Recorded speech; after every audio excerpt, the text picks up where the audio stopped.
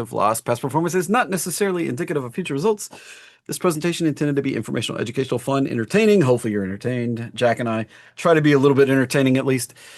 Thanks for hanging out with us. If you trade stocks, options, bonds, forex, futures, cryptos, treasuries, pretty much any financial instrument, you might lose your money if you don't have a plan. Even if you do have a plan, it might still all go wrong. So trading is dangerous. You can lose your money. Be careful. If you want somebody to tell you what to do with your own money, there's people you can hire, but nobody's going to do better for you than you. I promise you that. Nobody cares about your money more than you do. And if you think they do, you can just send it over here.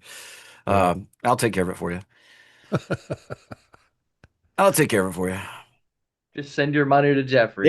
Hey, speaking of taking care of it for me, any news on the Edward D. Jones boys? Yeah. They're still building the office down there. I mean, this construction crew still going at it. I thought they were going to move in by the 1st, but I guess it's the 1st of February, not the 1st of January. Okay. All right. So, Oh. What are they building down there? I mean, it's an office. Like, you can just put down some carpet and throw up man, some they drywall or something. so it was a bankruptcy lawyer before this, and I guess they went through and gutted the entire shell down there out to the metal studs of the walls and rebuilding the whole thing. Um, They even took our plumbing, disconnected our plumbing and re-hooked it back up. They were like, "Don't use your plumbing for today," and all right. so they had to move that, I guess, because it was going down and in the way. I don't know, and whatever. I don't know. Hey, Edward D. Jones, man. Yeah, so we'll see. I may never set foot down there. I don't know. He's just But walking to the office for Uh, fun. there's going to be some great conversations. Oh, but yeah. but my office is above that, so I'm sitting here on the yeah, I guess the whole space below me is where they're going to be. So Yeah. It's cool. I used to work in an office with a financial advisor, and he was super cool. And we'd always have good conversations about the market. And it was actually really entertaining to listen to in on some of the conversations he had with clients, yeah, because they ask a lot of stuff that people ask here, concerns about the market and everything else. It's cool. I think it's cool stuff. I mean, obviously, you don't necessarily need a financial advisor if you learn how to do it yourself, but it's just interesting. yeah. I sent Jack a funny Dilbert cartoon. Oh man, I loved it. I loved it. It's almost what we were talking about, but a little more ridiculous. It's almost exactly what we've been talking about right here on the show. Let me see if I can pop it up here and pull it over. Come on, Slack. Let me. Gregory. Gregory says, show Edward D. Jones, show them the wheel and watch their head spin. Now that is Yeah, funny. that's funny right Gregory there. Jones. Oh, here we go. What is this? Yeah, this just killed me this morning. And so, Dogbert, talking to the CEO, I guess we're going to start at 10 mutual funds, each with randomly chosen stocks. Jack and I were talking about, starting our own fund. And later on, we're going to build our advertisements around whichever fund is doing the best one purely by chance. And then, This then it's guy my, must have worked in the industry. then it's my goal to be the premier provider of imaginary expertise. I love that. And then he's talking to Dilbert here, and he's like, "I'm starting a mutual fund for investors who aren't bright enough to know their alternatives. It must be a huge market. Otherwise, most people would just invest in index funds." And then Dilbert says, "What's an index fund?" And he's like, "Oh, you're making me wag too hard." He's too excited because Dilbert's one of the potential clients, and Perfect you know, client. and then down here, we've talked about this, how studies have shown that monkeys pick stocks better than most professionals do. It's just, I think that it's back to we're just going to randomly pick stocks. And that's why the Dogbert mutual fund employees are only going to be monkeys. And yeah, our fees are high, but we don't apologize for hiring the best, surrounded by monkeys. Roger Scott would love that. He's always talking about no monkey business. He would love this. Yeah. So, that's right there. And rest in peace, Scott Adams died yesterday, the creator of Dilbert. So, Oh, really? yeah. Yeah. Wow, man. Yeah. Yeah. Rest in peace. So, anyway, I've got a he's a pretty good visionary. I started doing affirmations back in 2019. My buddy Rob Booker sent out an email talking about it, and he referred to a piece written by Scott Adams. And one of my first ones was, I want to make $1 million in the market. That's one of the first things I wrote down. You write it down every day, and you kind of tune your brain into bringing these results. And I started that at the end of, like, literally January 1st, 2020 is when I started that. It was March 2020 when I made more than $1 million in the market, and that set me on the path to be a guru. So, uh, Scott Adams and his writing does speak to me quite a bit, just for that very reason. It just, I can't explain it, but it happened, and it happened exactly like, I mean, I didn't write down how I was going to make $1 million in the market or anything like that. Just that I was going to make $1 million in the market. It happened, and it's spooks me to this day, and I still write affirmations every day. So it's just wild, wild. Good stuff. So you can bring about, positive thought. That's why I'm a big proponent. If you ever hear me, somebody talking smack about positions or how they're, everything's going to be a loss and this, that, and the other, you bring your own reality. So if you have that mindset when you come to the market, you're going to take trades that lose. It's just, psychologically, you're tuning yourself into taking losing trades. I'm going to be a loser. This one's going to lose like every other one. It probably is. That's the mindset you have. And if you turn that around and believe in positive trades, positive outcomes, positive, things, and you surround yourself with other people that are positive like that, it's going to change the way you trade, period. So Jack and I talked psychology a little bit on here. I feel like it's probably upwards of 90% of successful trading: patience, discipline, personal accountability, and mindset. Those are the big things that make you successful at trading. And I think you got to be, in my case, I've been very aggressive, and that's worked. Some degree of aggressive nature, I would say. Well, I think it's when you figure it out, when you are confident in what you're doing, then you have to go after the things that present the money. And, like you and I are both pushing pretty hard on TSLL because we see this opportunity and we know it's not going to last. It's not going to be around for forever. It may not be around for another month. There's no telling. Yeah, there's no telling. This thing could take off tomorrow. We could be up here at 30s, 40s, and the opportunity to keep generating money in this range right here at the basically 15 to 23 area that we've just been bouncing in for months. That opportunity is going to be gone. And, it's just one of those things. Like, when you see the opportunity and you have the right mindset, you pound it into the dirt, make the money while you can make it. And because no opportunity seems to last forever in the market. It's always changing. Always, we're always in this constant flux. Very well said. Yeah, this is a great opportunity, and I've gone a little bit bigger here than I normally would.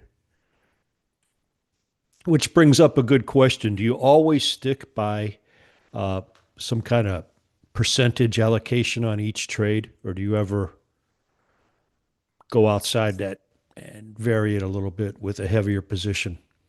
So for me, I try to stay disciplined and kind of balance it out when I'm kind of naive at the position. Like, I don't have a strong conviction. But right now, I probably have 30% of my money between me and my parents and the family accounts I take care of in TSLL right now, Well, because that's a big. So you've the 2% rule is out the door here. yeah, so I've pushed the chips in a little harder into something that I see has potential to make outsized reward. I agree with you 100%. Now, would you ever stretch this out into a margin account and really get heavy? Well, I mean, to me, probably 30% exposure is probably the heaviest I want to go into this. Now, during COVID, yeah, I probably had a third of the money in VIX and VIX stuff. I had a third of the money in. I made a third of the money that I made out of the 1.4 million I made during COVID during March 2020. Made about a third of it in VIX and VIX derivatives, UVXY, and VIX options. I made a third of it shorting Brazil, Hmm. EWZ puts. I bought a 20-cent put. I bought a lot of 20-cent puts, like 100 of them, and EWZ dropped from 40 down to 20, and my 40 strike puts were $20 in the money. So they went from 20 cents to 40 to $20, and that was about a third of the money. And then the other third I made scattered out through shorting things like Disney. They needed people to come to the amusement parks. Mountain Vale Resorts needed people to come to the resorts. Delta Airlines needed people to fly. Uber, Lyft, things that needed people to show up to make money. I shorted all those things, and so about a third of the money came from that. And so I kind of have this like 30, one third is about as heavy as I go into anything. Yep. Yeah, I try to stay disciplined like that too, 1 to 2% on a trade, but just totally being transparent. I took a big chunk of margin and bought that 7,000 shares of Nvidia uh, way back, and have ridden it up. And I've never done that before. And as I ease out of this thing, I might not ever do it again. I just saw this as one of the best opportunities over the last 2 years uh, that I've ever seen. And my conviction, I pushed all the chips in on that one. And despite all the hype on surrounding Nvidia, it hasn't really done anything for almost 7 months now. Yeah, exactly. Which is why, a little time to either load up or buy more if you think this is a coiled spring and goes higher, or it wears itself out and comes down. Yeah. I could very easily see us retest this breakout Yeah. with I'm this. not long the seven anymore. I'm still long, but I came out of it. My point of telling you the story was that I pushed all the chips in. That was the single biggest trade I've done in a long, long time, maybe ever. Well, I'm not sitting here trying to warn you. I'm just, I'm sitting here. I could easily see, look at this. You see this kind of, it's called Yeah, no, I agree with you it's, totally. it's a head and shoulders, and it's kind of a crown pattern, is what Yeah, another friend of mine calls it. It looks like a king crown, yeah, and it's a reversal pattern that happens at tops. We get the same sort of thing happen at bottoms yeah. right there. It looks a little different, but that's the same kind of pattern. I wouldn't be surprised if it pulled back. I lightened up a lot. I'd like to get back in if it pulls back. But you called it an AVGO pretty much exactly. Let's pull up that baby. Yeah, and it's still got potential more on the downside. Got Same kind really of, weak today. It got so weak out of the gate. Uh, Even in the pre-market, it was nutty. How many is it down now? 19? yeah, 19 right now, almost 20. And we have potential to come down here into this roadmap line, make a lower low than what we did back here in December. Yeah, I support, or I mean, resistance was up here at this gap down we did. We haven't even been able to, we've been struggling to try to push higher, and it Very much. has potential to come on down into the roadmap line at the minimum. Lower low would be what I expect. So something below 320, which is right in, right at the bottom of the roadmap line, would be 317. It could push as low as, down in here. I don't see that as necessarily high probability, but more often than not, I get these little, when I throw these bubbles out there, more Yeah, often than yeah, not, they get hit. It's yeah. kind of funny. I would not be surprised. You've been dead on.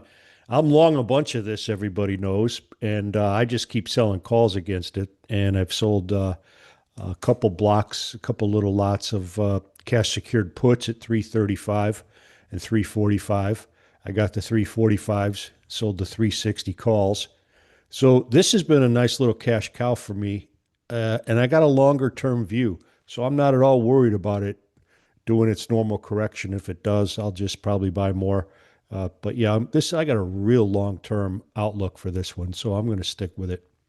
We see over here, right here, we kind of did this same sort of thing. And then what happened?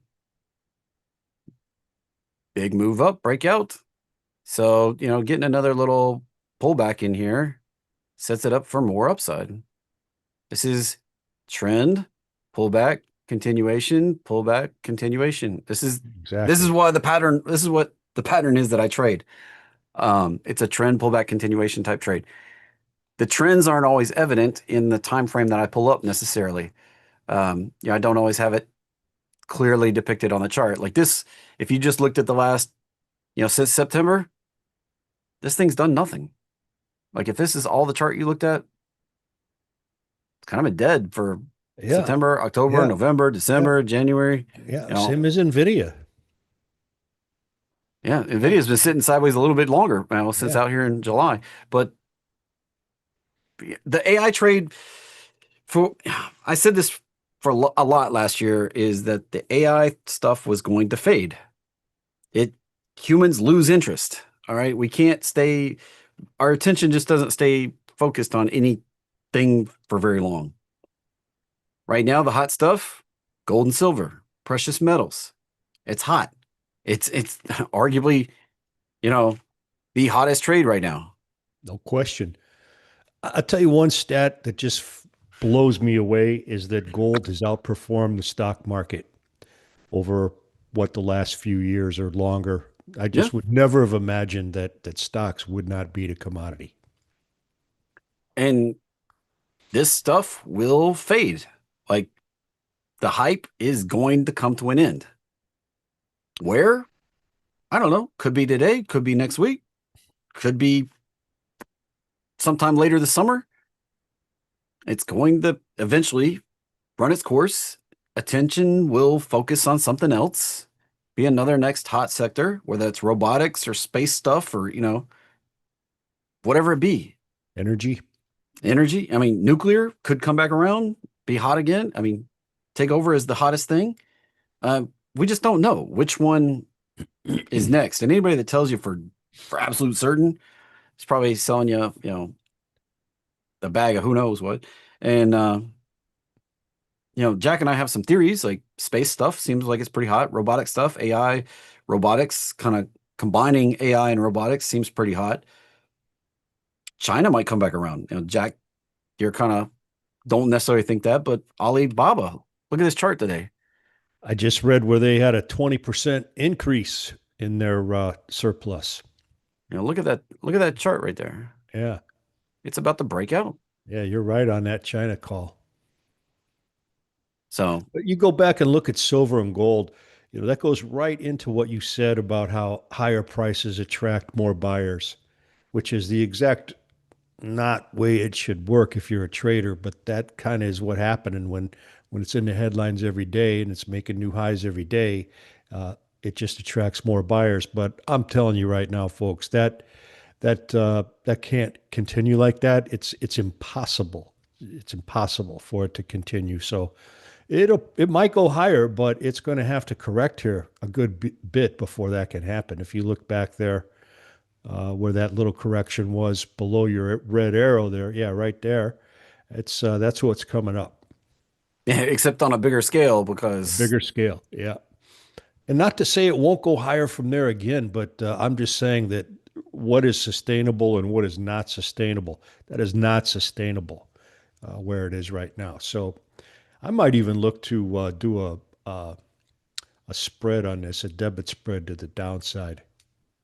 well, I mean, the whole reason this is There a you chart, go. That's it. That's silver right there.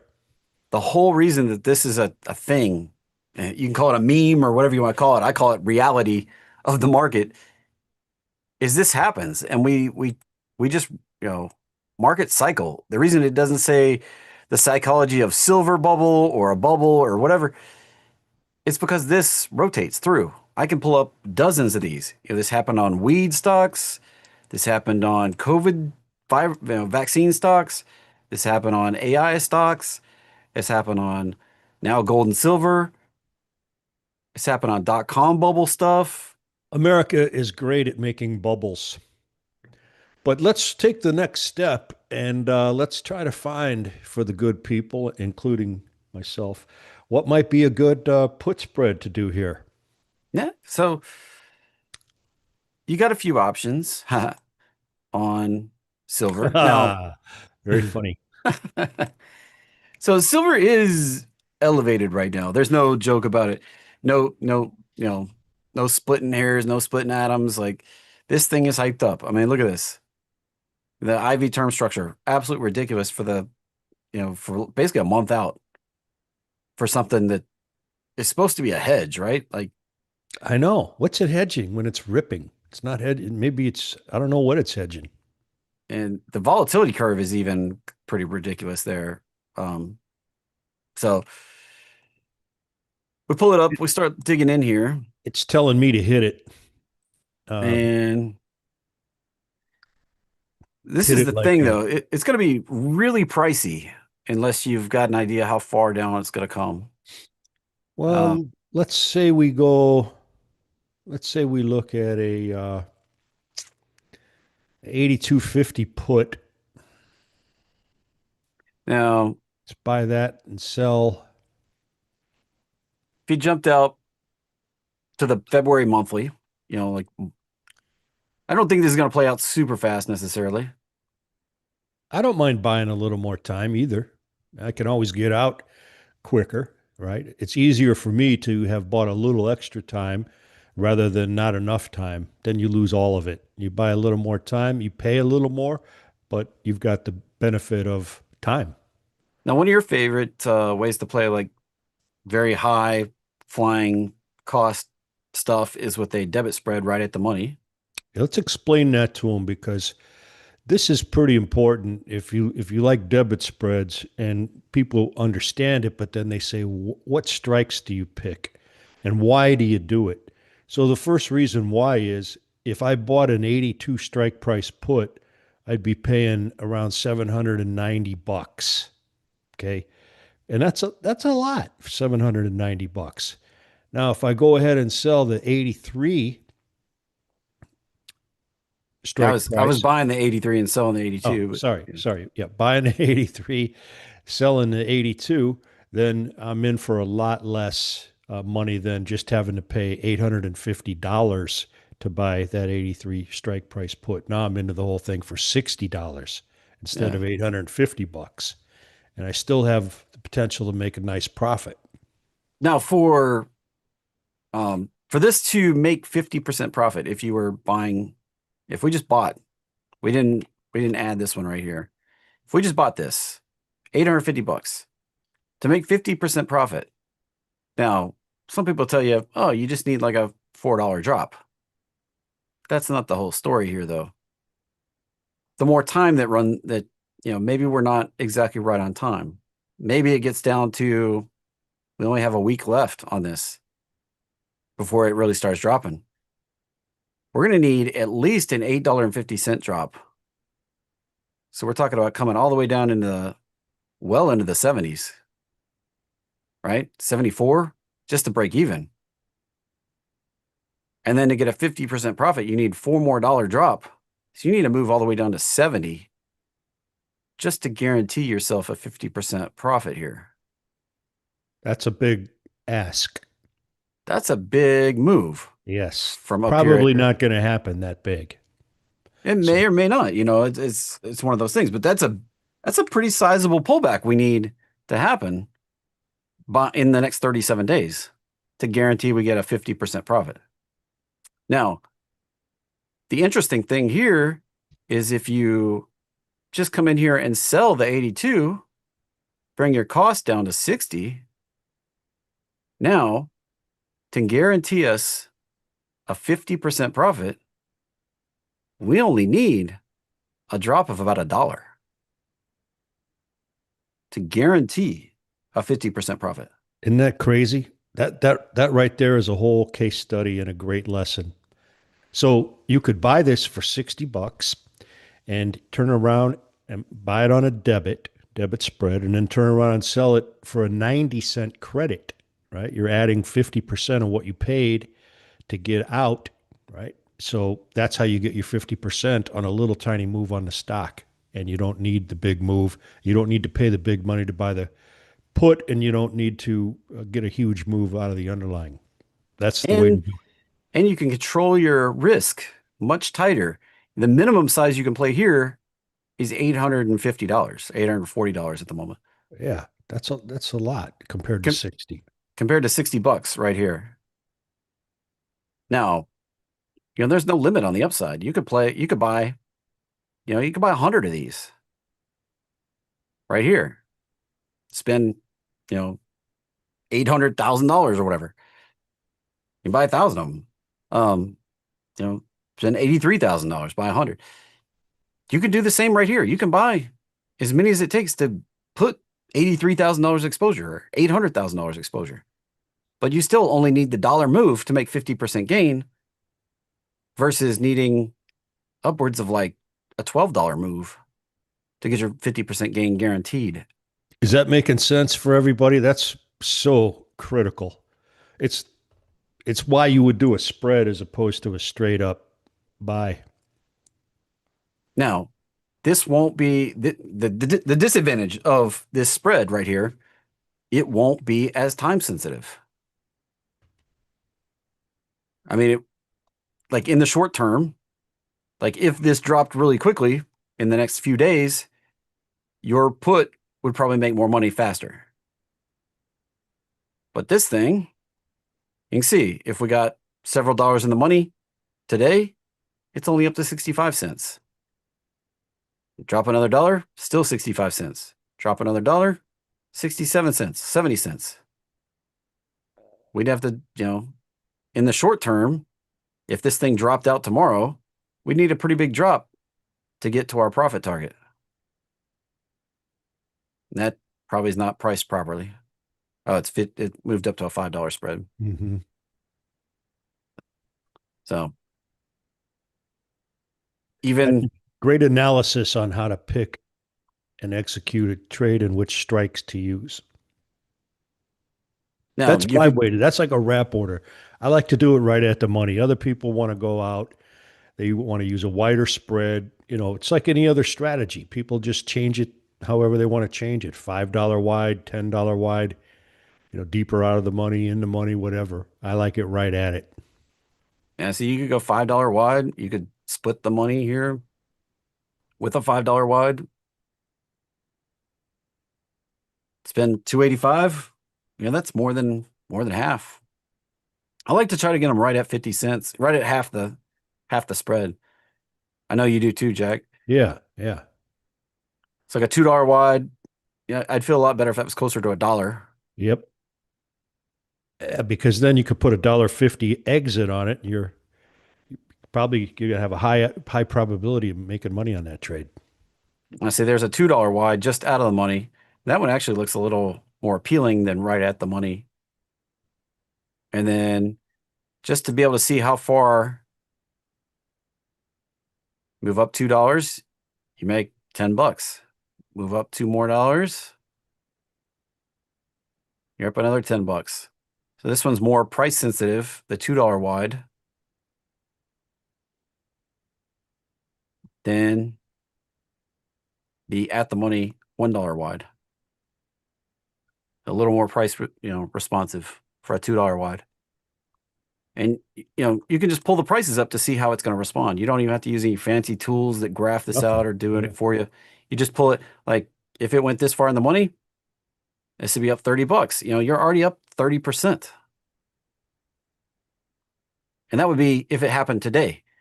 The longer time goes by, the more the more sensitive this spread is going to be because it has time value baked into it. So I was looking at the roughly What's the expiration 81.79. on this one? I was looking at the February 20 main monthly expiration in February. That's Yeah, I'm going to do going that. out to the third week of February right there. This $2 wide, you would buy the 81 put, sell the 79 put. It would cost you roughly $1, $1.05. Looks like $1.10 at the moment. I'd $110. be aggressive. Like, put in the dollar order and let it sit there and cook for a little bit. because the closer you get to a dollar, the better off you're going to be.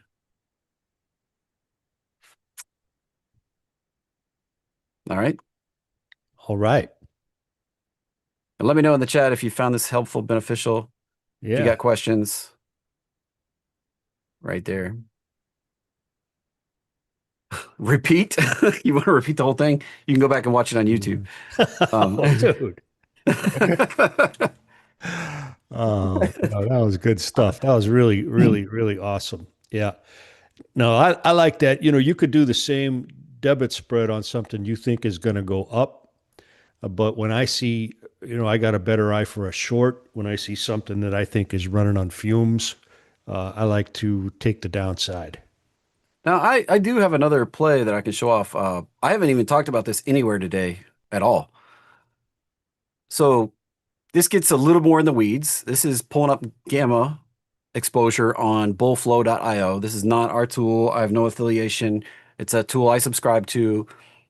Now, here's where we are right now, 6:15. The big gamma level for this Friday's expiration is down here at 610. And this is for QQQ. All right.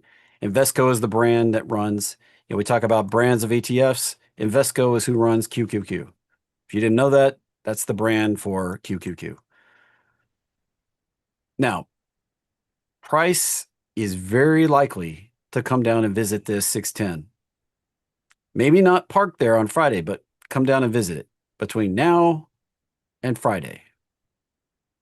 So I saw this earlier and I was like, maybe I should take a little shot at this. I flew out to Friday. Now you're talking about a downside trade. Downside trade, yep. Okay. For Gotta a be visit clear. for a visit of 610 on QQQ, which we could go look at the chart really quickly before we talk about the trade. So it's at 615. You're expecting it to pull back 5 points. I did this earlier, so it was not necessarily sitting at 615 when I did this, but now it is at 615.50.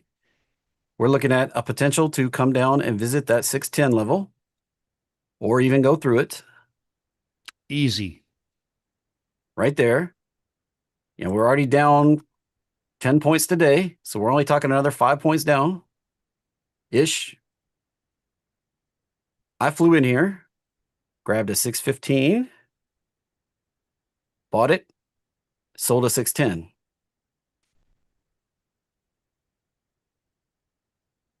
This cost me $1.43 when I did it at 11 o'clock, just before we went live, an hour ago.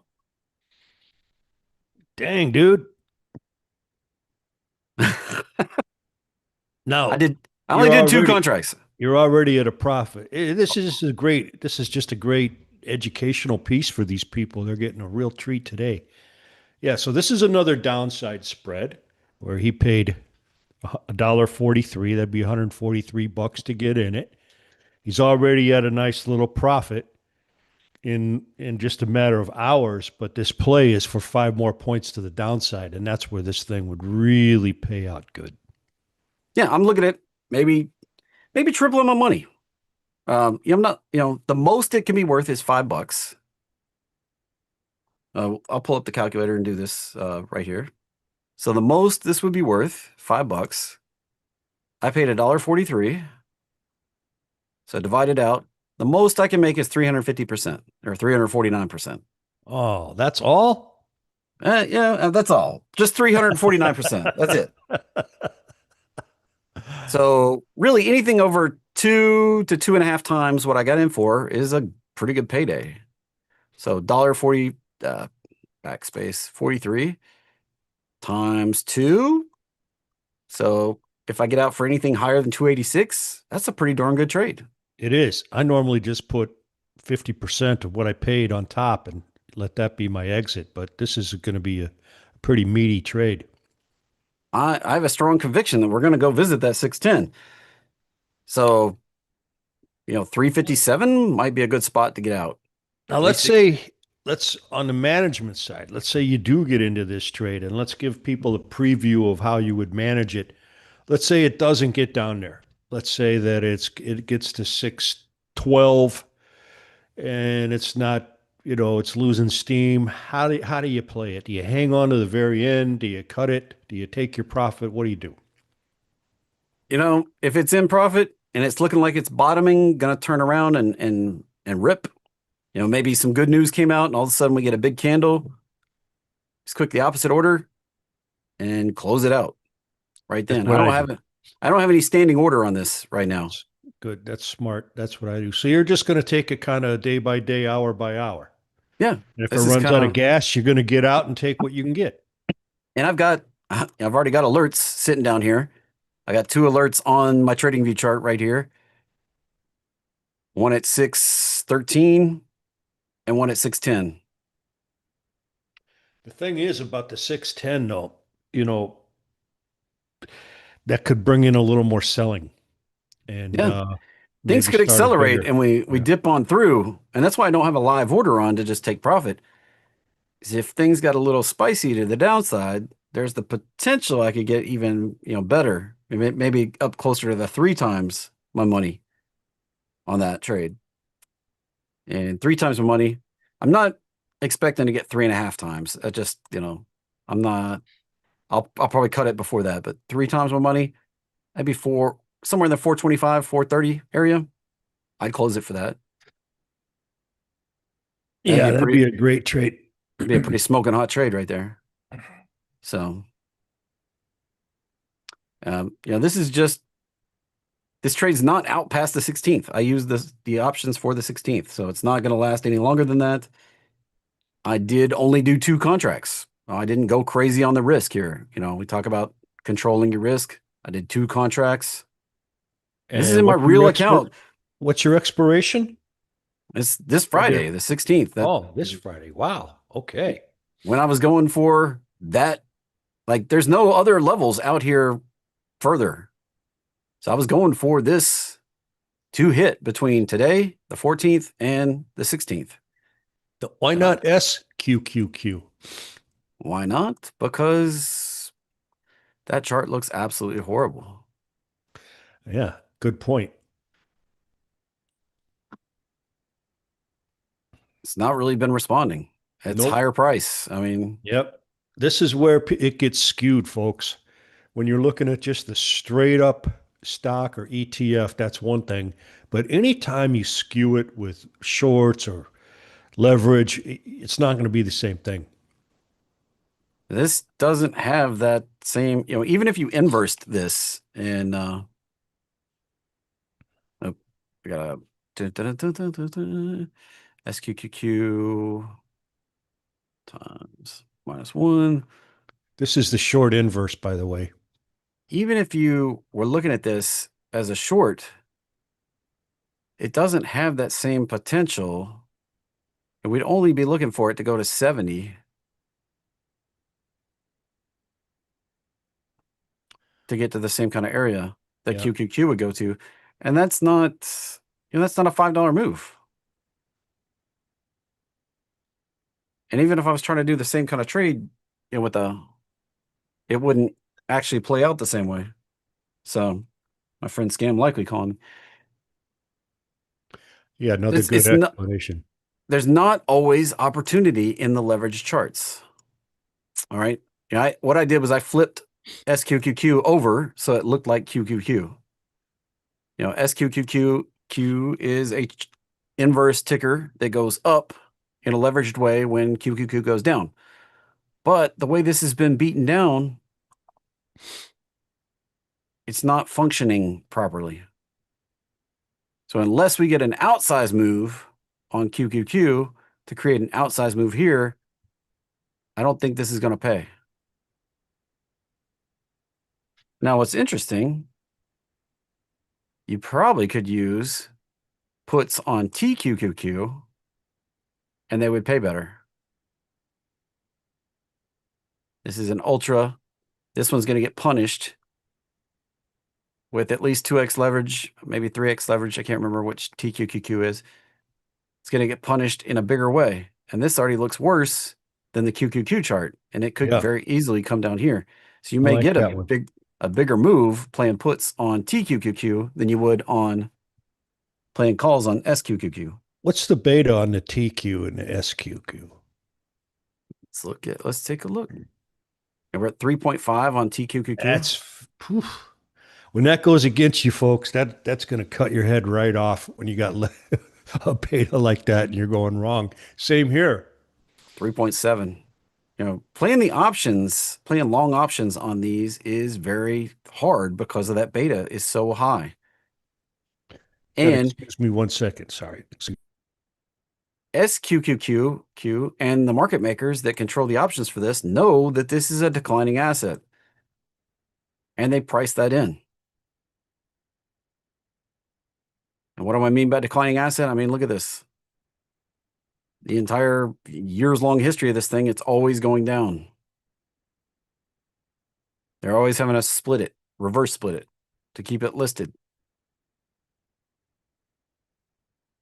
It's just part of the game. The other tickers that do this, UVXY, it's always declining. VXX, always declining. UNG, it's another one that's always declining. We get some spikes in here, but it's always basically declining. They're declining assets. So things that, even SPXS, it's a leverage short on S&P 500, it's a declining asset.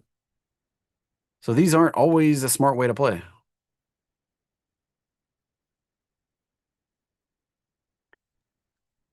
It's better to play, if you're going to play in these, it's better to play in shares than it is to play in options. Mostly because these extremely high betas make the options very expensive for how much they're going to move.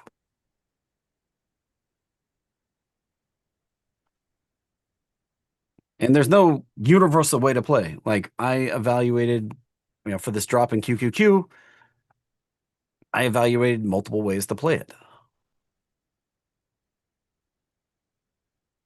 Like I considered just buying a put. And now it's, recovering 30 cents. This is not guaranteed to happen, but it's been my experience with GEX that we're probably going to go visit this level. And maybe we get there tomorrow and then we're climbing out of here on Friday. It's possible. There's some other bigger levels up here, like 400 million up here at 627. We were up there yesterday. Now we're down here. So it looks like we're on the way to visiting this level. I don't expect it to last longer than this Friday, though, because there's nothing out here in the future. No other big, huge, fat 700 million levels. All right. I like the heat map for this sort of thing, but it also shows that maybe 614 as far as we're going to get today, right now, because there's a 200 million level there, 100 million there, and kind of nothing on down in here today. Maybe explain what is gamma exposure. So gamma exposure is when we buy calls and puts in the market. You can see when I click on the bubble there, it says calls net exposure 7.43 million. So market makers have, Jack, you may know about this better than I do. Market makers, when they buy or sell options to retail traders or anybody else in the market, they take on exposure. When they sell, yeah. Yeah. Well, you take on exposure when you buy, you take on exposure when you sell, and when you buy or sell a call or a put at a price as a market maker, you take on exposure to the underlying moving. And market makers like to be delta neutral. They don't really care where the market goes. You've talked about this, Jack, is like you didn't really care where the price went. In fact, your preference was it just sat there and churned at one level. Yeah, that's where you make the most money when the asset seeks a level that yields the most volume. So what you want is a high volume level. And right now, 610 is a high volume level down here. And the reason that is for that is because if you can buy and sell, you're basically, as a market maker, you're basically flat all the time. If you're getting as many orders hitting the bid as you are hitting the ask, you're making the difference or a couple pennies in the middle. But your real exposure happens when at any price you sell more than you can cover, or buy more than you can get rid of before it goes down. That's where So, the risk is here. so these numbers are kind of, they're not, we don't know for sure, but they're estimates of the exposure of market makers at these levels, At those prices. Yep. at these prices. So with a $760 million exposure down here, there's a likelihood that the market pushes price down here, either through market makers or through hedge funds or participants or whatever, that we push this level down here and churn this money off that's exposed down here. It's kind of a, Kane talks about this quite a bit. Kane loves this stuff. I've messed around and traded with gamma exposure stuff for years until I found this heat map a few weeks ago.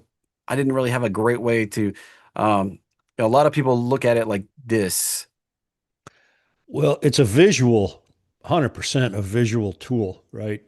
You got Yeah, to a lot look at of people like it like this, where you see the levels, but this doesn't tell me the three-dimensional aspect of this. This just aggregates these levels. And you can see the 610 strike, but you don't know when that's going to occur and how far out does it go. And you kind of can see the timeline here, and you can see the prices here, but I like it a lot better on the heat map, where I can see it in 3 dimensions. I can see up and down and left and right all in one big picture. And I can see the bubble that's around me right now. I have pressure up to 617 right now and pressure down to 615. Going much below 615 today may not happen because there's not big levels below 615. But between now and Friday, how do we get there? It's not very many days. Earlier this week, I wasn't sure how we were going to get down to this level. This level's been here all week. I think the market is going to come visit this level. So I played that play, bought the 615, sold the 610, looking for price to come visit down here. It may not stay long. It may touch that level and then take off. It may churn off enough of those options that we can just take off from there. And there's 183 million right here where we are for this Friday. And like I said, there's a 400 million level up here. We could spike down there tomorrow or later today and then take off and be up here by Friday. So there's no guarantee that we do anything and pinned in here anywhere. Now, when we're in the red zone, that means that the exposure is negative and that market makers, to get back to neutral, when price drops, they're selling. When price rises, they're buying if we're in the red. It's counterintuitive. That means the market is trading the same direction as it's moving. The market makers are trading the same direction as the market is moving to hedge. When we're in the green, the market makers are trading opposite. So what that does is it exasperates volatility when we're in the red zone. The moves get bigger and faster. We drop faster because the market makers are trading in the same direction. When we get in the green, it provides this like pressure where it seems like price can't really move very much. We've been in the green for like 2 weeks. Price just kind of easing along, hadn't really moved much. Now all of a sudden we're in the red and we got a big down day. So, and you're looking for that down day to continue down to 610. yeah, I'm looking for it to get to 610. There's nothing else really down here though. You got 140 million level, but that's not very big. I'm looking for big levels. 6, 7, 8, 9, 100 million for QQQ. Now, what's interesting, this is just QQQ the whole time I've been on here. I clicked on the wrong SPY. If you go to SPY, if this will load up, Spider is the one that runs this. There's a big level at 680. $1.9 billion. $1.9 billion down here. That seems likely to go get visited. There's a 600, almost a 700 million right there. Seems like we got down pressure. There's 200 million right there. Another 200 million there. And tomorrow, there's not really much not much been played so far. There's 140 right there. So that does support price coming on down. Isn't that 140 on the way down to this 1.9 billion at 680? Why would I play Qs instead of SPY? I've just had a preference for playing NASDAQ lately. I can't tell you why. It's been very lucrative for me. There's a 600 million right there. So the numbers on SPY, much larger. There's that 800 million up here. We could go visit this big level down here at 680 and then go ripping off and go visit this big level up here at 690. And we were up here yesterday. So we've already kind of visited this area. So there you go. That's Gamma in a nutshell. I like this tool because it provides the visual. Like I said, it's not our tool. It's bullflow.io. Costs about $30 or $40 a month, depending on if you buy a year or buy, how do you get that one? How can one get that chart? You subscribe to bullflow.io. It's right there, bullflow, literally bullflow.io. And it costs you like 30. I think if you buy a month, it's like $40. If you buy a year, it's like $30 a month or $35 a month. And I have no affiliation, no code, no nothing. There's no chart free at all. They don't even let you log in and look at anything for free. So. Different way of doing it. Yeah. Now this is Trading View we use, and Bullflow.io he uses. Yeah, that's just, I've only used it for a couple of weeks. I guess I'm coming up on a month I've had access to that. I've paid a lot more money for a lot less data from other GEX providers. I have access to Kane stuff, but his doesn't have live feeds. This is live, like it updates live. Like the levels are changing as we sit here and talk. The prices are changing as we sit here and talk. So I like that kind of tool. Live data. Yep. No delay. And it has had a couple of outages in the last couple of weeks. So it can go down. So if you rely on it heavily, you can have outages. So that's just a warning. Yeah, it can pull up individual equities, but the thing is, most individual equities don't have enough gamma to wag the dog, if you will. So if you go, people will tell you different, but like if we go look at Tesla, the most traded stock out there, think about those levels I was talking about, hundreds of millions. There's only $62 million right here on a stock that's worth trillions of dollars. That's not much, right? $62 million. You can see somebody go buy $62 million in calls. And where's all these big levels that everybody's been talking about? Somebody's been buying, hundreds of millions of dollars. The market has no exposure to that. It's like they all just dried up. Everybody had those 460 strike calls and the 500s and the market makers have no exposure to those big call levels. They've been hedging it out. As they sold those calls, they've been hedging them out and they don't have any exposure. So it doesn't create any pressure on Tesla to do anything. No exposure means no risk. Yeah, no risk for the market makers to push it up or push it down or try to need price to move or gamify it or anything like that. And the hedge funds see these big levels. Like this is not just some magic tool that tells you what the people that do the market making are doing. Hedge funds can see this and they can gamify this and try to screw the most number of people. And the market is very, very efficient at taking the most amount of money from the most number of people in one swift move. Yes, it is. And all day long, really.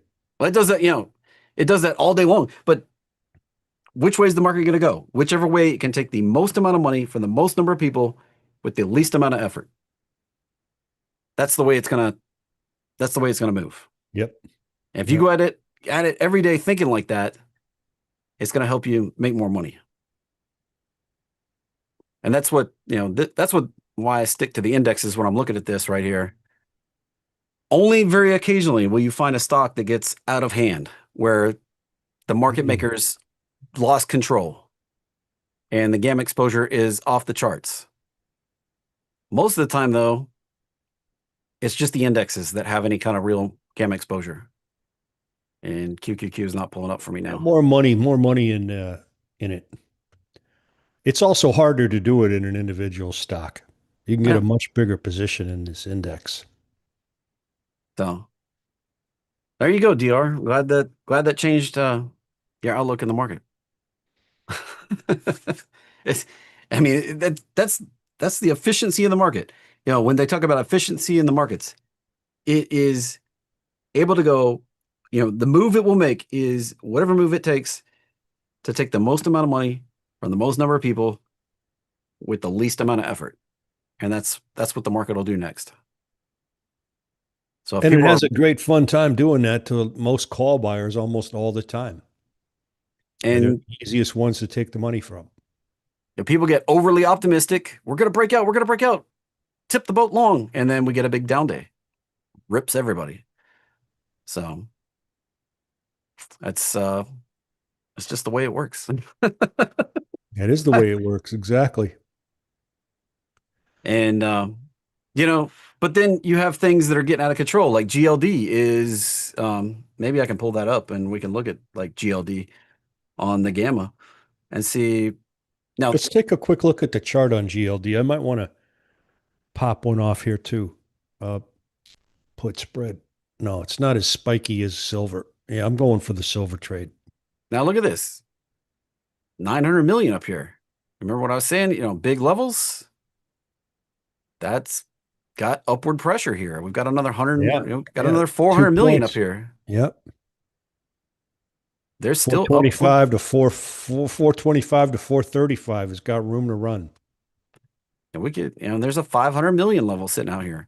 Unlike QQQ, there weren't big levels sitting out here further in time, but there are right here on gold, like out to the end of the month. Yeah. It's important to look at that time frame. Most of the shorter action in QQQ and SPY happens in a couple weeks, whereas look at the time frame here, all the way out till March. Yeah, we've got big levels hanging out here. There's almost a 400 million sitting up there at 440. So you look at this and you think those are the trades that are sitting out there, as Jeffrey says. Now, are you thinking to yourself, participants, I'm asking you, are these guys right or wrong? Why would a guy have a big position at a higher price like that? Do you think these institutions are right or wrong? So most people look at that and they think they want to plan this trade in the same direction because this smart money is right. But that's not always the case. There's no guarantees. Yeah, this is probably not retail traders. No. Sitting here with these giant levels up here. No. That's institutions. And there's all kinds of reasons why.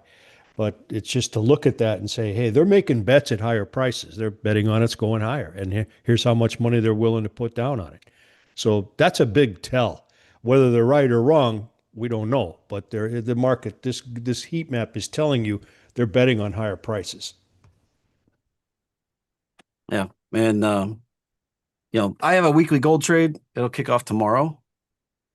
And Blake has a replay to help you get in and be ready for that trade that's going to kick off tomorrow. That's going to be a great one, man. You got that gold trade so primed. That's like the perfect timing in the market right now. Nothing could be better than this gold trade, folks, that he's got lined up. So stick around. It's powerful. Right. Timing could not be better. It's a gift. Think of it that way. It is a gift. Anybody can trade it. It's not nothing special about it. Anybody can do this in any regular brokerage account. Yeah, so. A small little price too. It's a great trade to take. It's just a weekly trade. Like it's a slow mover. It's not an overnight thing. It's it works out really well. We just made 50. I made 50% last week. Some traders made upwards of 200% last week. We have the opportunity to do it again this week. So we're going to get you information on that starting right now.